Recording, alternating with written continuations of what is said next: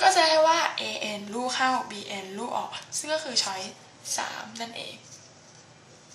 โอเคปะเพราะฉะนั้นข้อนี้ก็เลยตอบ choice 3สรุปแล้วดูลูกเข้าลูกออกนี่ดูยังไงก็ดูเมื่อ n เป็นอนันต์ก็ดูเมื่อว่า n เข้าใกล้อนันต์ค่าลำดับเป็นอย่างไรถ้าค่าลำดับเข้าใกล้ค่าใดค่าหนึ่งอย่างนี้เข้าใกล้ค่า2แบบนี้อย่างนี้ก็คืออะไรก็คือว่ามันเป็นลำดับแบบลูกเข้าแต่ถ้าเกิดมันไม่เข้าใกล้ค่าใดเลยมันก็จะเป็นลำดับแบบลูกออกหรือแบบ divergent ที่เราเคยเรียนกันมาโอเคไหมเพราะฉะนั้นข้อนี้ก็เลยตอบ choice 3 A เป็นลำดับลูกเข้า BN เป็นลำดับลูกออกนะคะ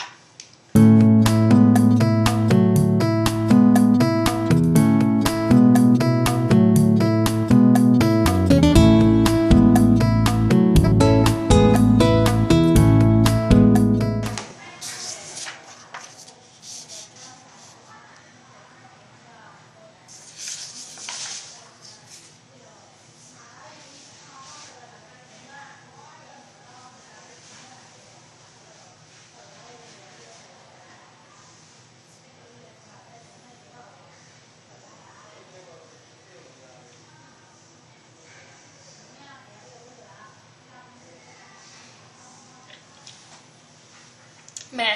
ข้อนี้เป็นเรื่องของลิมิตผสมฟังก์ชันเล็กน้อยถูกไหมคือจริงๆแล้วมันเป็นเรื่องของลิมิตแต่ข้อนี้แหละนะทีนี้เขาบอกว่าอย่างนี้เขาบอกว่าให้ f(x) เนี่ยเท่ากับ x กำลัง2เมื่อ x น้อยกว่า0เท่ากับ 2x ลบ1เมื่อ x อยู่ระหว่าง0กับ1นะแล้วบอกว่าเท่ากับ 3x เมื่อ x มากกว่าเท่ากับ1อ่ะทีนี้เขาบอกอะไรเขาบอกว่าให้หาค่าลิมิตของ f(x กำลัง2เมื่อ x เข้าใกล้0ทางซ้ายและ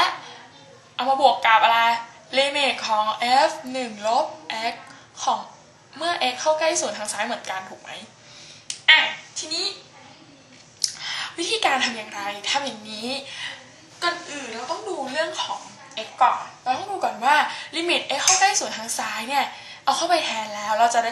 ะเลือกช่วงของฟังก์ชันช่วงไหนโอเคไหมทีนี้ถ้าตรงนี้ดูทีละตัวดีกว่าลิมิต x เข้าใกล้0ทางซ้ายของ f x กำลัง2 x ที่เข้าใกล้0ทางซ้ายมันก็คือลบนิด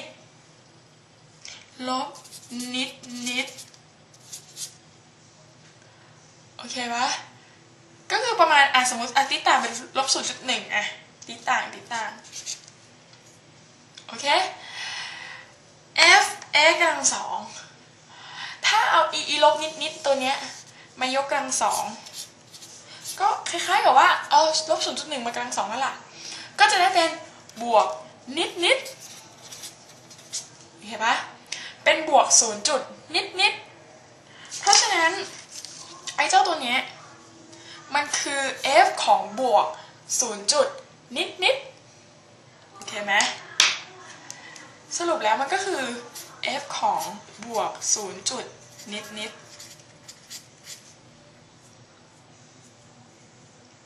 อันนี้คือไม่ได้ใช้แสดงวิธีทำนะครับอันนี้เอาไว้ใช้แสดงความเข้าใจโอเคไหม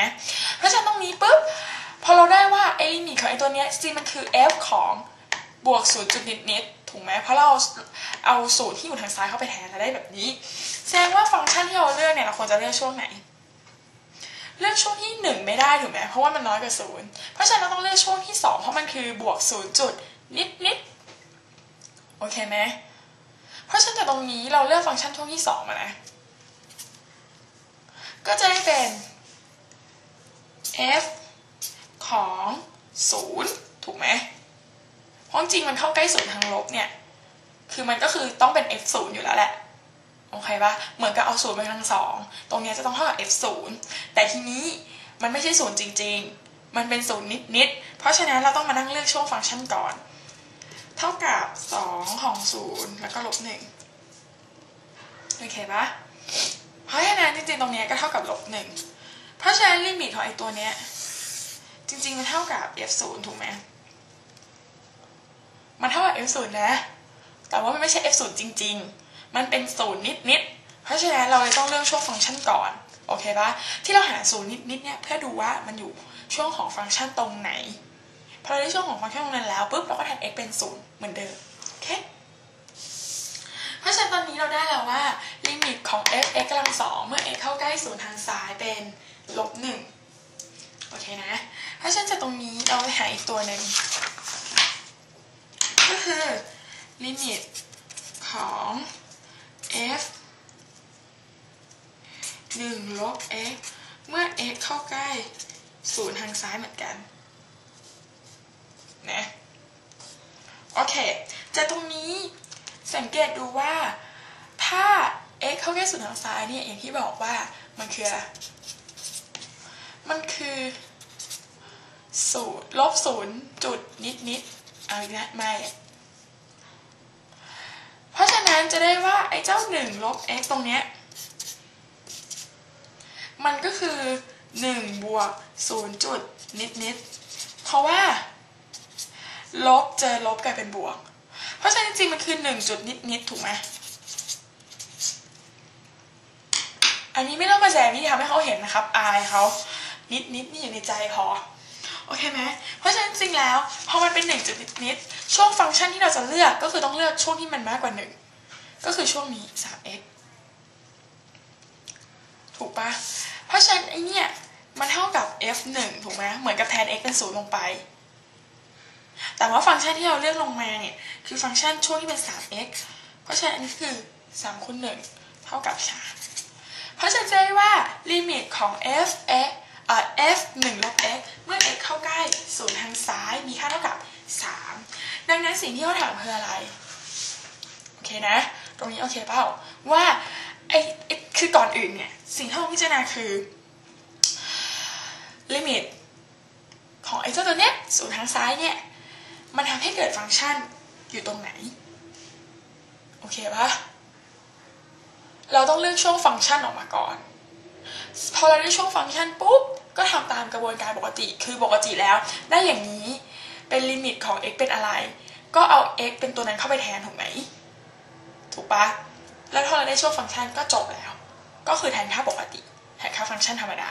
เพราะฉะนั้นจากตรงนี้สิ่งที่เราถามคืออะไรสิ่งที่เราถามคือลิมิตของ f(x) กำลัง